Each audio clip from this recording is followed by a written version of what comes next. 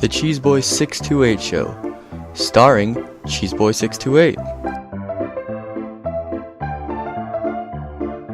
Hey YouTube, what's going on? This is Cheeseboy628 here today, giving you another Pokemon X and Y Wi-Fi battle, and this is actually versus my buddy Sandshrewd1. I'll leave his link in the description. Great YouTuber, go check him out. And this battle was recorded once again by my buddy C-Slug, so I'll leave his link in the description as well. Be sure to check him out as well. And before I get into this team preview, I'd just like to thank everyone that has IV bred some pokes for me, because it is extremely generous of you and it really helps me train up some teams really fast and get you guys Wi-Fi battles that are very diverse as soon as possible.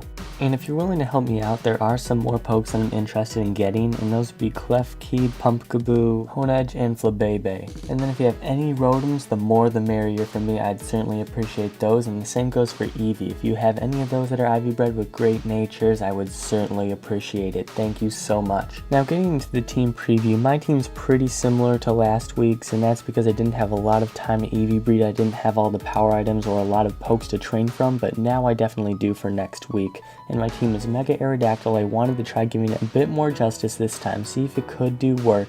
And my special wall is Goodra, got a Choice Specs Rotom Wash, Scarf Ditto, Sub 3 attacks Gengar, and physically defensive Tentacruel.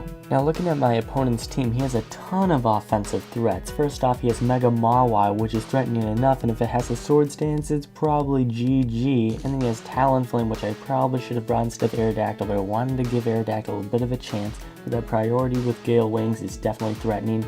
D-Knight with Multi-Scale being banded could do a ton of damage. Mamoswine is pretty much a great check to all of my team except for Rotom Wash. So my goal is to bring in Ditto on one of his more offensive threats and just use that to my advantage to start breaking down his team. So let's see how this battle goes. So to counter his potential lead Mamoswine, or just to get a really nice Specs Volt Switch off, I'm going to start with my Rotom Wash. And it turns out he starts with his Rotom Wash, and I'm not sure if he'll outspeed because he could be Scarfed, maybe he's defensive, I don't know. Let's just go right for the Volt Switch. I do outspeed, so he's not Scarfed or potentially not even offensive, but he does go for the Volt Switch right away after I switch out. I do 2/3 to him from that Volt Switch, which is really nice, so that's telling me he's probably more on the offensive side.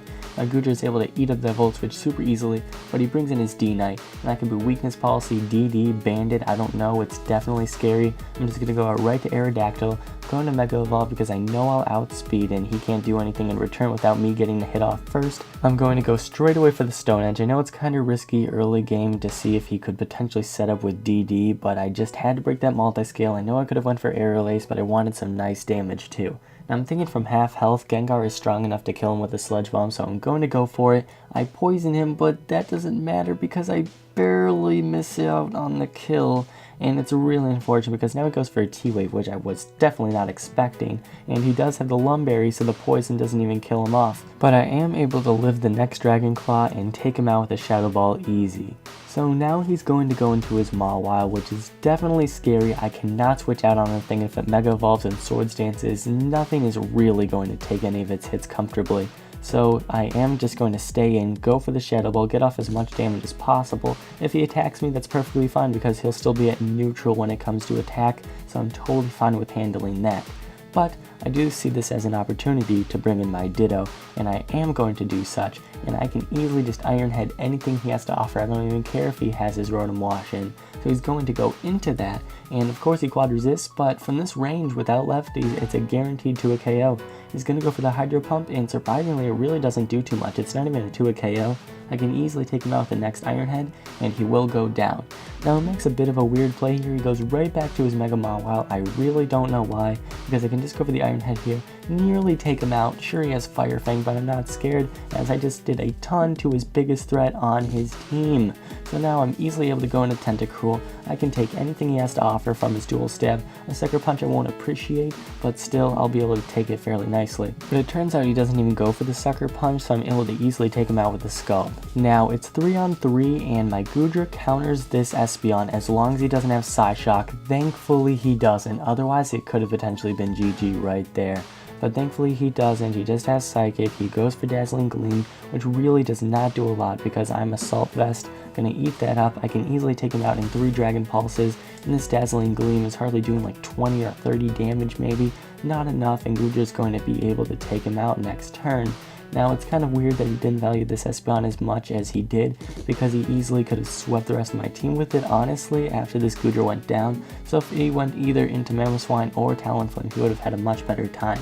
Nonetheless, now he goes into it, and I definitely do not want to switch in Rotom Wash in the case that he goes for Stone Edge or even Superpower if they carry it at the moment, so I'm just going to go into Rotom now. I can easily go for the Hydro Pump and take him out because he's not sashed, and all he has left is Talonflame, and as much as I could switch out and go for the T-Bolt next turn after I just fodder off my Tentacruel, there is a chance he could Swords Dance, and I definitely don't want to take that risk.